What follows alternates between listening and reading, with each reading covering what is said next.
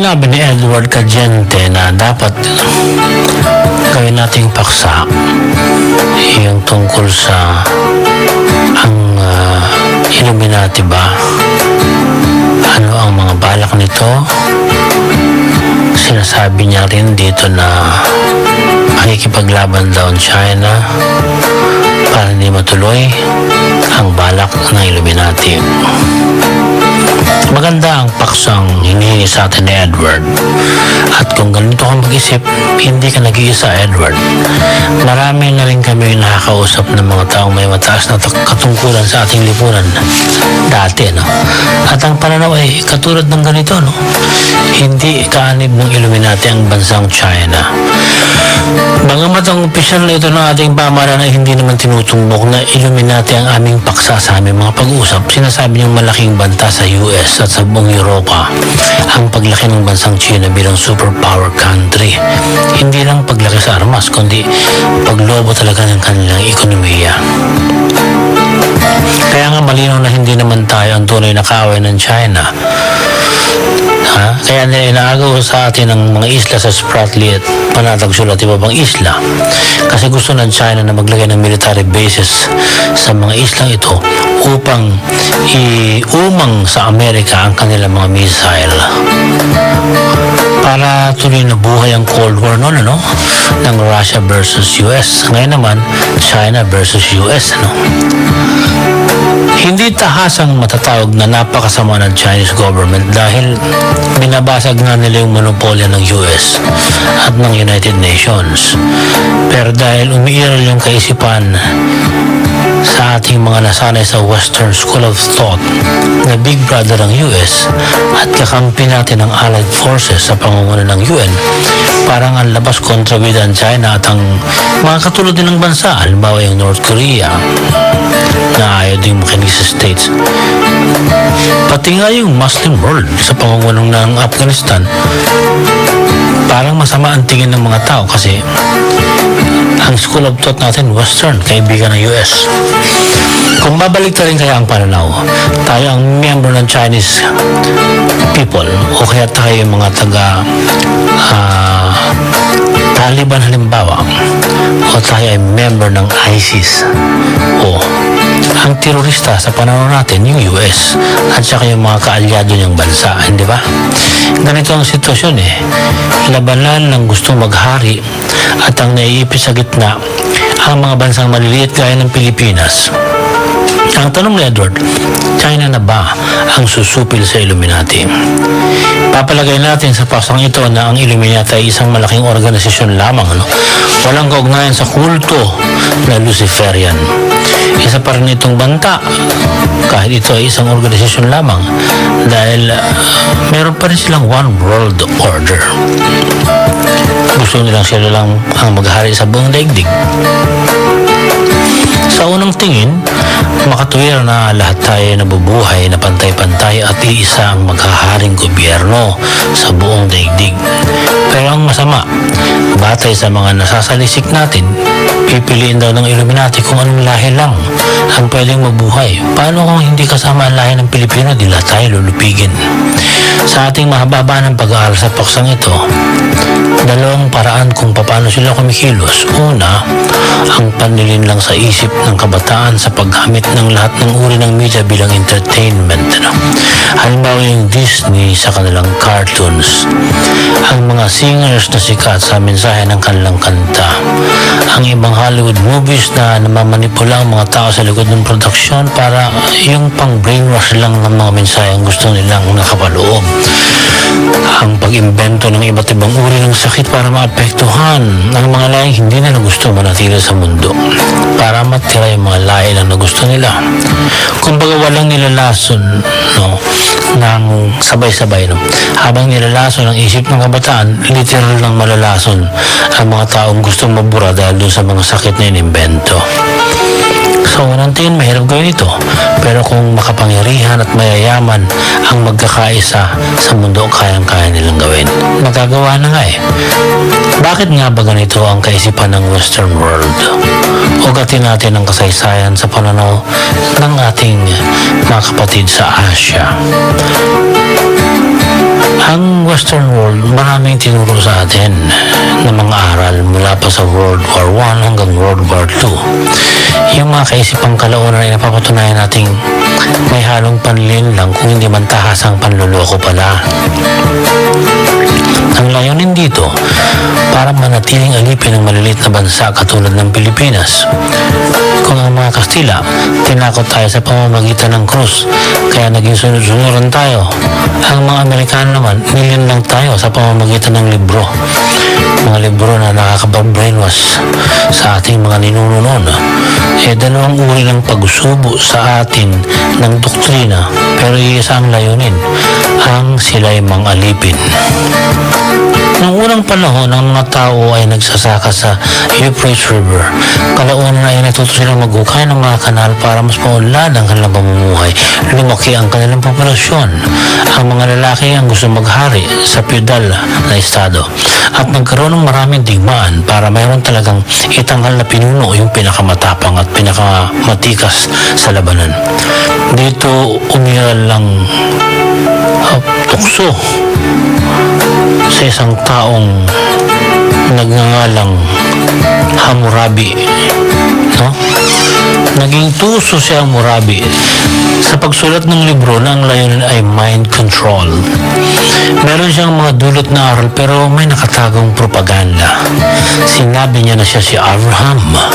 Pinalitaw din ni Hammurabi na alam niya lahat ng bagay sa babaw ng mundo at siya nasa lahat ng lugar sa lahat ng pagkakataon. Kinopya niya yung konsepto talaga ng Diyos, Nakatingin siya sa ating lahat sa lahat ng pagkakataon. Kaya rin ginawa ang simbolo ng all-seeing eye on top of pyramid. Ito yung nakikitang halimbawa sa pera ng Amerika na $100 bill, di ba? Merong mata sa loob ng triangle. Yun ang naging parang simbolo ng Illuminati. Ginamit din yata itong simbolo ng ibang mga grupo. Habang marami sa mga taga-Mesopotamia ang naniniwala sa Diyos na makapangyarihan sa lahat, pinilit ni Hammurabi na ipakita na siya rin ay isang Diyos. Lumikha sila ng mga kunwaring himala. Nagtatag sila ng mga pinuno.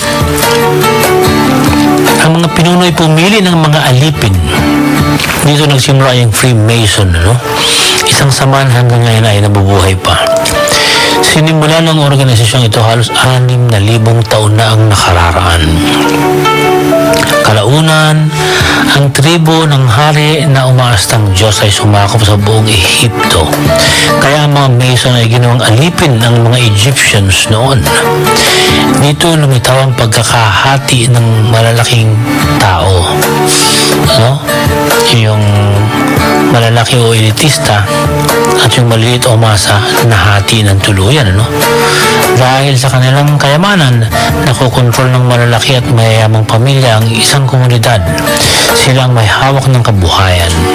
Kaya napapasunod ang malilit na kumakalam ng sikmura at kailangan nilang humingi ng pagkain. Umasa ng pagkain sa mga may kaya.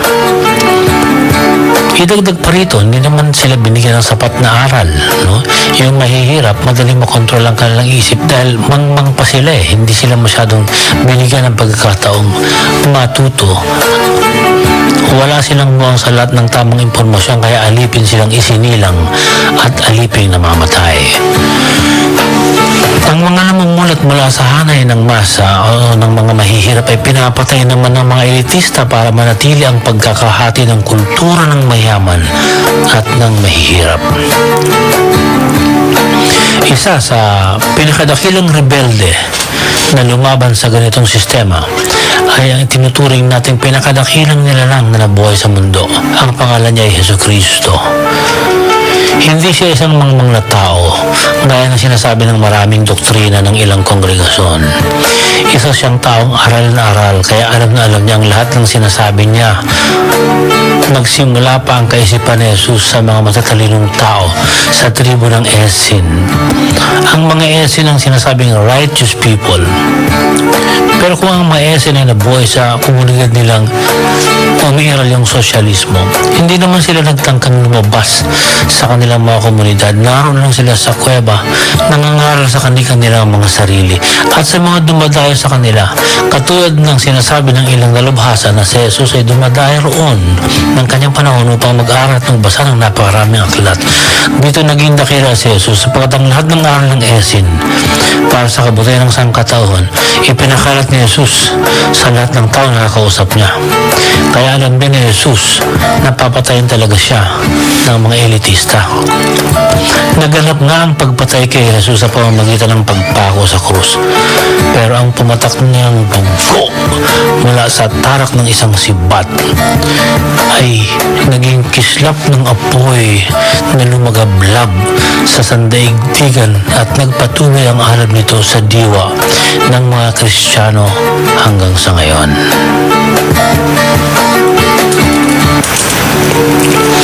Si Jesus ang bayani ng mahihirap laban sa mga elitista. Samantala, dahil sa pagsikat ng mga Romano na sumakay sa Kristyanismo ni Jesus at ginamit ang krus na simbolo ni Jesus Christ, marami ang sumama sa kanila at madali nilang nagapi at nasakop ang teritoryo ng mga Hudyo ng Jew. Kaya marami ang mga Mason na umanib naman sa hari ng Roman Empire noon para sa kanilang survival. Isang grupo ng Mason ang nagkumbinsi sa emperador na si Constantine the Great para bumuo ng isang libro na susuporta sa kung ano ang pinaniniwalaan ng kanyang nasasakupang tao. Ito ang isang paraan upang magamit ang kamangmangan ng mga tao noon. Sila ang mga tinawag na shepherds of the Lord. Kaya rin itinatag na ni Constantine the Great ang Roman Catholic Church.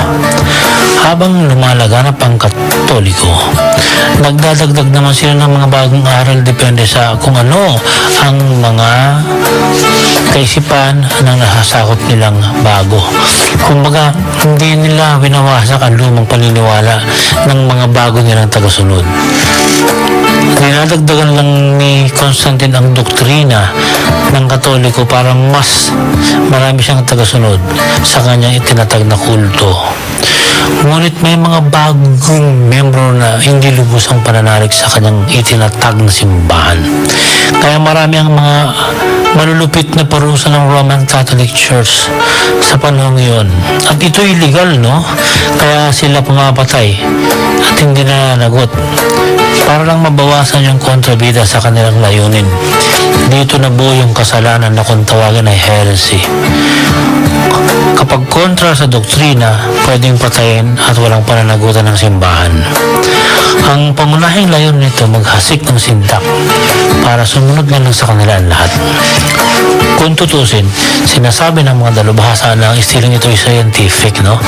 Ginamit ng mga makatuwirang aral ng sinaunang tao pero dinagdagan ng mga doktrinang nakapang-aalipin sa mga hindi lubos na nakapag-aral at kapos sa mga impormasyong dapat sana nilang nalalaman.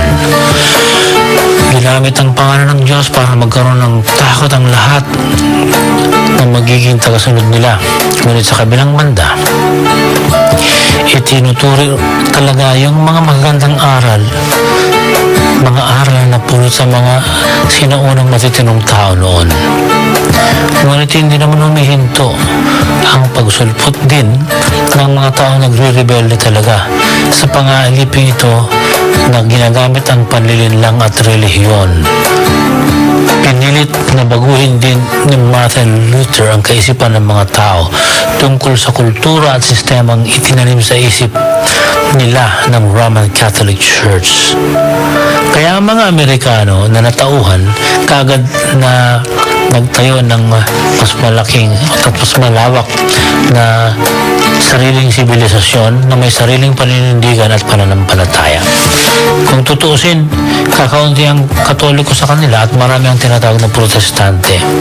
Kasi nagprotesta nga sila sa panlilinlang ni Constantine the Great at ng ilang Freemasons na nagpasimula ng bagong doktrina noon na ginamit ng Katoliko. Kaya naghahanap din ng ibang paraan ang mga tagasunod ng sinaunang Freemasons Kung hindi na nila magagamit ang relihiyon sa patuloy na mind control, kailangan nila ng isang secret manipulation para makontrol pa rin ang utak ng masa o yung mga kapos sa pinag-aralan at kaalaman. Isa sa mga grupong ito ng kaisipan ay nagmula pa kay Hammurabi ang nagpasimula ng sarili nilang kaharian sa gitnang Asya. Sila ang Khazars. Tinalo nila sa digmaan ang imperyo ng Russia at Mongolia. Ang mga elitista tuloy ng Russia at Mongolia nagsitakas, dala ang kanilang kayamanan at nagsitago sila sa Europa at sa China.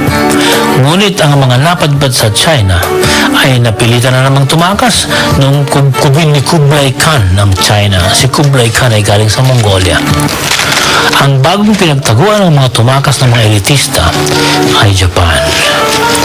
Ang mga elite noon na ang aral ay matataas na uri ng teknolohiya na napadpad sa Europa ay nag-alok sa mga hari ng kanilang kaalaman upang mapakinabangan ng mga Europeo. Kaya ang karamihan sa elitistang ito mula sa Masonic people ay nakapangasawa rin ng ilang prinsesa na mga anak ng hari. Sila ngayon ang nagpasimula ng pamilya na naghari sa Europa. Ito ang Rothschilds family na mula na hanggang ngayon sikreto ang paghahari at pagmamanipula hindi lang sa Europa. Bagamat pansarili ang kanilang layunin, malaki rin ang naiambag nila sa pagunlad ng sibilisasyon sa European culture. Kaya naging dominante rin sa mundo ang Europe. Isa sa mga taktika ng pamilyang Rothschild ito ay ang itulak ang tao na magkaroon ng giyera. Dalawang pakinabang nila. Una, nakapagbebenta sila ng armas sa mga pinag-aaway-away nilang bansa. Ikalawa, habang may giyera, nababansot ang pagunlad ng mga bansang pinag-aaway-away nila samantalang sila patuloy ang pagunlad bilang isang kontinente. Dahil walang giyera, kumikita pa sila. Ganito ang ginawa pati ng Celtic people noon. Kapag nakakalikha na sila ng giyera, sila rin kunwari ang kumukup-kup sa mga taong walang masilungan. Kaya ang labas pa, sila ang nagbibigay ng proteksyon sa mga kawawa. Bida sila sa mata ng marami, ngunit sila naman talaga nagpasisimula ng gulo. Sinasabi ng mga dalubhasa na ang Rothschilds noon ay gumagamit ng pera sa ganitong layunin. Ang American Revolution ay pinondohan nila, ngunit may aligasyon na ang perang ginastos nila ay ninakaw naman mula sa bansang India. Dito na itatak ng Freemasonry ay umusbong sa Amerika at naging bahagi ng kasaysayan nito. Ang problema lang sa demokrasya na kanilang binibitbit at ipinangangalandakan, nagdudulot ito ng magulong pamamalakad. Mahirap kasing kontrolin kapag lahat binigyan ng boses, kapag majority rules. Ang naisip nilang paraan para mapasunod ang marami, kinontrol ang currency o yung pera. Habang sila ang nagrarasyon ng pera dahil kontrolado nila, sila ang nasusunod. Ginawa nila ito sa loob ng 137 years. Kaya mahabang panahon talagang nalilangang maraming mga taong mangmang o kapos sa kaalaman. Noong hawak na ng grupong ito ang US Federal Reserve Board noong 1913, nagplano sila ng gera at natuloy nga ang World War I. Binuo nila ang Soviet Union para mabuwag ang Imperial Russia. Nadaig nila ang Germany at pinarusahan nila sa pamamagitan ng pagpapabayad ng malaki sa pinsala sa giyera para malugmok sa utang ang mga Aleman. At muli, lumikha sila ng giyera. Ito ang World War II. Sa mga pangunahing layunin ay mababawasan ang populasyon. Ikalawang layunin ay pagkakitaan pa rin. At ikatlo, para mapalaya sa mga Hudyo sa Europa at sa Palestina. Pero ang isang kalahi ng mga Rothschilds na nagngangalang Adolf Hitler ay lumabis naman sa kanyang ambisyon. Gusto niya na magkaroon siya ng global empire. Gusto niya sakupin ang buong mundo at ang sentro ng kanyang magiging pamamahala ay ang Germany. Kaya si Hitler ang namayagpag noon sa kaliwat kanang pakikitigma sa World War II. So, lahat ng mga bansang itinuring niyang kalaban. Pagkatapos ng World War II, ang mga Mason ay nagtatag ng United Nations. Pero hindi nila nakasama ang China at Russia sa tinatawag na Security Council members.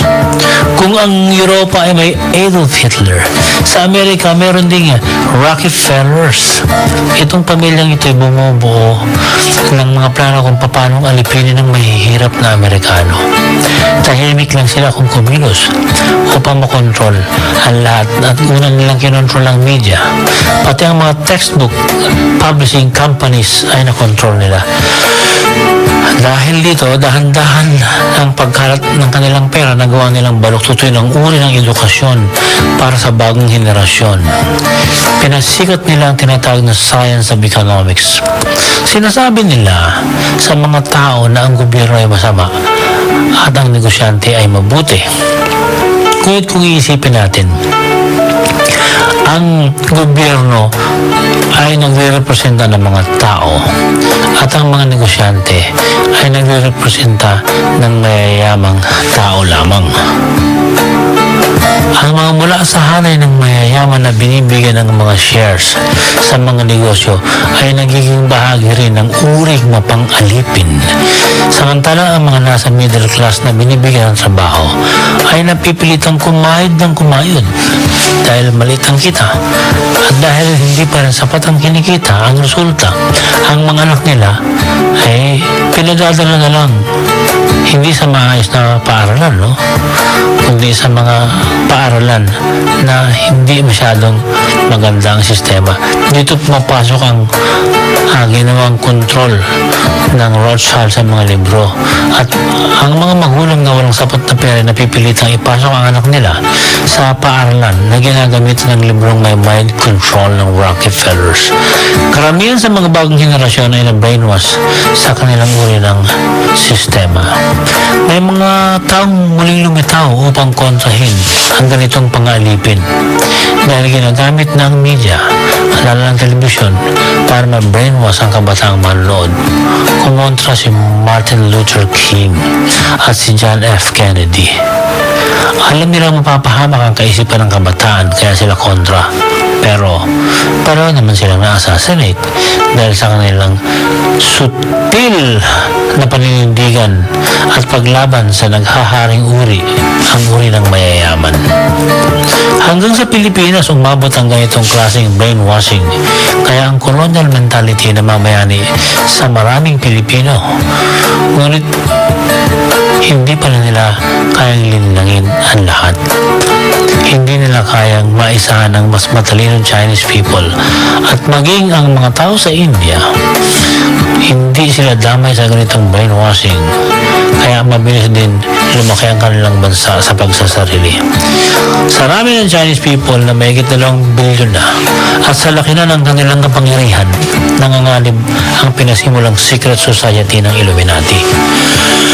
Ang Amerika ay malaki na ang utang sa China ngayon.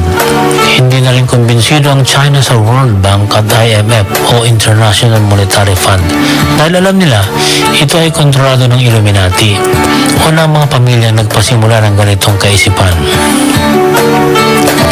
Kaya nagtatag na ang China ngayon ng sarili nilang parang World Bank din. Ito ang napakalaking banta sa mayayamang bansa. Halimbawa, kung kumampi sa China ang buong ASEAN nation, ang ASEAN ay kinaaniban ng Pilipinas, Brunei, Malaysia, Indonesia, Burma, Thailand, Myanmar, Vietnam, Laos, Cambodia at Singapore. At sumasali din bilang isang observant country ang East Timor, no? Kung lahat ng 11 to magkakaisa sa pagsuporta sa China, magkakaroon ng problema ang secret society. Kung mayroong sariling World Bank ang China, makakautang ang malilit na bansa sa Asia. Ang kapalit nito, madidiktahan ng China ang ASEAN countries para sa sariling pamumuno naman nila. Magtatagumpay ang Chinese people sa sarili nilang Game of Go. Ang Game of Go ay isang laro na ini-apply sa totoong buhay. 400 years ago, sabi ng ilang nagsulat sa kasaysayan, naglaban ng pinuno ng isang dynasty ng China at ang pinuno ng Tibet sa Game of Go. Kaya nagkaroon ngayon ng sariling teritoryo ang Tibet at hindi sila naglaban ng mga tao nila nagpatayan. Utak lang nila ang ginamit. Ito ngayon ang estilong ginagamit ng China sa lahat ng sinasakop nilang teritoryo, ang larong Game of Go. Hindi naman ako kontra ng Amerika ang ganitong taktika dahil nagkakaroon na ng duda ang mga bansang maliliit sa kakayahan ng Amerika at sa katotohanan ng kung totoo bang sila kaibigan pa o hindi na. Halimbawa, ang Vietnam, tiyak hindi ang kakampi sa Amerika dahil ginera nga nila. Tinalo nga ng Vietnam yung Amerika sa gera, di ba? Ang mga bansang dominante ang Islam sa Asian countries, hindi ang kakampi sa Amerika kasi idiniklara nga nilang terorista ang Muslim brothers natin. Terorista ba yun dahil kumukontra lang sa pagiging elitista ng Amerika? Hindi lang makukuha ang loob ng mga ito. Kahit ang ilang Pilipino ngayon, duda na kung totoo bang kaibigan natin ng Amerika. Kasi tingnan nyo, pumasok ang China sa Panatag Shoal. Malinaw na pag-aari ng Pilipinas ang Panatag Shoal. Anong ginawa ng Amerika? Dumistansya sa halip na ipatupad ang Mutual Defense Treaty Agreement natin. Sa kasunduan ito, dapat nagdeklara na ng gera ang Amerika laban sa China kasi sinakop ng China ang isang isla na paglabag ito sa karapatan ng Pilipinas at ang Pilipinas ay kaalyado dapat ng Amerika. Pero babalik tayo sa usapan na may utang ang Amerika sa China. At kung tutuusin, siyempre nag-iisip din yung mga leader ng Amerika, mas malaki ang magiging pakinabang ng US sa China kung hindi sila makikipag-away. Ano ba naman yung Pilipinas? Dati na lang nauuto ito, di utu-utuin na lang nila. Win-win situation, di ba? Sa gitna ng ganitong katotohanan, hindi naman sumusuko ang maraming pamilya na nagpasimula ng secret society kahit pa magiging superpower ba ang China no? Si David Rockefeller at ang mga kaalyado nila katulad ng pamilya ni J.P. Morgan at ang Avril Harriman family na pinag-ugatan ng lahi ni na President Bush, may bagong sistema pala silang ginagawa para mapanatili ang pangalipin nila sa bilyong katao sa mundo. Sabi ng mga dalubhasa, gagawa daw ng artificial Armageddon na magpapasimula ng tinatawag na War on Terror. Nakagawa na nga, di ba? Tinatawag nga nilang terorista ang lahat ng mga kaaway nila para masindak tayo mga ordinaryong tao. Habang nasisindak tayo mga tao na binabansagan nilang terorista ang Islam, ipinakakalat din ng grupong ito ang iba't ibang uri ng sakit at kahirapan na sila rin ang may kagagawan. Kaya nagtataka pa ba kayo kung ba't pabalik-balik ang SARS, ang dengue at ang iba pang mga sakit? Ginawa nilang epidemya, paulit-ulit lang nilang isasabog pag gusto nilang malakot. At gusto talaga nilang malipol ng tao, para mabawasan ang lahi ng mga ayaw nila. Merong kumakalat ng mga balita sa internet ilang buwan na tungkol sa alien invasion. Isa na rito yung tinalakay nga natin noong September na tinalakay natin na merong mangyari ngayong September 2015 daw sa pagsalakay ng alien sa ating daigdig. Marami tuloy ang natatakot ng tao. Idinamay pa ang pangalan ni Pope Francis sa isyong ito na naniniwala rin daw sa UFO. At dadala daw si Pope Francis kay Barack Obama sa September sa panahong sinasabi ng marami sa internet na mayroong alien invasion.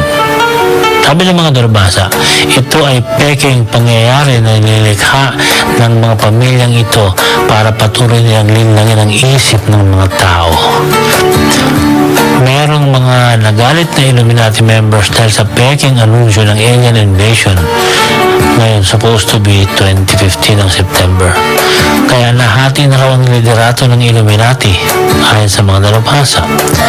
Ang rebelding grupo ay pinangungunahan daw ni J. Rockefeller at mas maraming umalyalo sa kanya mula sa Rothschilds family. Gusto nilang ibagsak si David Rockefeller. Gusto nilang masabotahe ang monopolyo ni David sa langis sa buong mundo.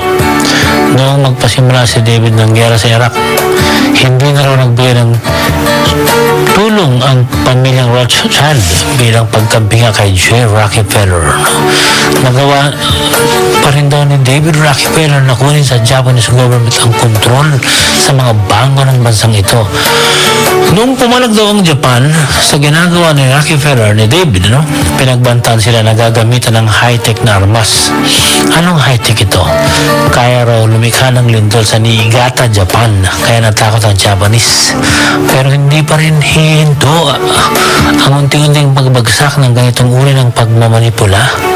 Sabi ng mga dalubhasa, kahit hawak ni David ang pera ng Japan, hindi pa rin siya nakatitiyak na magtatagumpay ang Illuminati dahil nga sa nasira ang plano niya na magkaroon ng malawakang giyera sa Iraq. Dahil hindi naman sumuporta ang Rothschilds. Unti-unting nabulgar na inside job pala ang Twin Tower attack o yung binansagang 9/11. Ito'y binibintang na kagagawa ng pamilya ni Bush bilang bahagi ng plano ng Illuminati. Kasama pala sila sa pamilya ng mga nagpasimula ng secret society na ito. Ang Russia hindi na rin naman kayang mamanipula ng Illuminati. Pinalayas na nga sila ni Vladimir Putin at ayaw ng umalyado sa kanila. Kaya ang hawak na lang daw ni David Rockefeller ngayon ay North America at England. Sabi ng nakakausap nating mataas na opisyal ng gobyerno, numidistansya na rin ngayon ng England dahil hindi naman nagdudulot ng kaunlaran sa kanila ang ganitong layunin. Kung magkakaroon doon ng bagong gera ang Amerika, saan mang bansa ito lumaban, hindi na raw sasali ang maraming European countries kahit na sila'y kasapi sa United Nations. Kaya lalakas talaga ang China sa analysis ng kausap namin government official. Sa hindi mo lang hinaharap, talagang superpower country na siya. Dahil isa na lang halos ang kalaban niya, yung Amerika. Ang maraming impormasyon sa artikulong aming nasasaliksik ay mga research na pinanggalingan ay may matataas din na katungkulan sa Japan, China at Russia bukod sa mataas na opisyal din ng ating pamahalaan ang nakausap ng kasindak-sindak tungkol sa ganitong bagay. Dahil sa pagsisiyasat na ganito, naiisip natin na kaya din pala natin kontrahin ang nakasisintak na plano laban sa atin ng kung sino man. Kung magsisimula lamang tayo magsaliksik sa tunay na kasaysayan ng ating daigdig, ng ating sangkatauhan. Kapag marami na tayong alam, hindi na nila tayo malilinlang at hindi na malalaso ng isipan maging ng ating kabataan.